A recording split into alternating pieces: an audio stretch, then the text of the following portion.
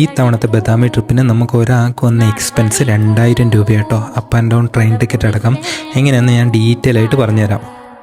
Mysore to Badami train ticket വരുന്നത് നമുക്ക് 426 രൂപയാണ് സ്ലീപ്പറിന്. 3:45 ഈവനിങ് സ്റ്റാർട്ട് ചെയ്യുന്ന ട്രെയിന് രാവിലെ 4:40 ബദാമി എത്തും.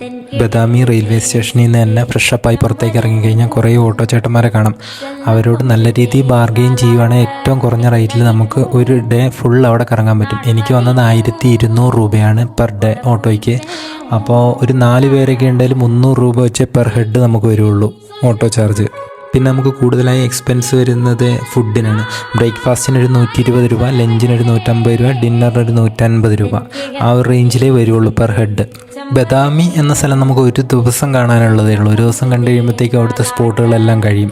പിന്നെ വൈകുന്നേരം നമുക്ക് തിരിച്ചു പോരാം. തിരിച്ചു പോരുവാണെങ്കിൽ ഇതേ ട്രെയിൻ തന്നെ 7:50 8 മണിയാകുമ്പോൾ ബദാമി എത്തും. ആ ട്രെയിൻ രാവിലെ 10 മണിയാകുമ്പോഴത്തേക്കും മൈസൂർ എത്തും. ഞങ്ങൾ ആ ട്രെയിനിൽ തന്നെ തിരിച്ചു പോരും ചെയ്തേ. സ്റ്റേകളെല്ലാം കുറച്ച് ബുദ്ധിമുട്ടാണ് ബദാമി എന്ന സ്ഥലത്ത്. ഇല്ല അങ്ങോട്ടും ഇങ്ങോട്ടൊക്കെ മാറിയിട്ട് നോക്കേണ്ടി വരും. ബദാമിയിലെ ഓരോ സ്പോട്ടിലും ടിക്കറ്റ് പ്രൈസ് ഉണ്ട്. ആർക്കിയോളജിക്കൽ ഡിപ്പാർട്ട്മെൻറ്റിൻ്റെ കീഴിലാണ് ഇപ്പോൾ അത് വരുന്നത്. 40 രൂപ, 50 രൂപ, 60 രൂപ ആ ഒരു റേഞ്ചിലാണ് ടിക്കറ്റ് പ്രൈസ് വരുന്നത്. നമ്മൾ മൈസൂരിൽ നിന്ന് സ്റ്റാർട്ട് ചെയ്ത് തിരിച്ച് മൈസൂർ എത്തിയപ്പോഴത്തേക്കും ഒരാൾക്ക് പെർ ഹെഡ് വന്നത് 2000 രൂപ കേട്ടോ.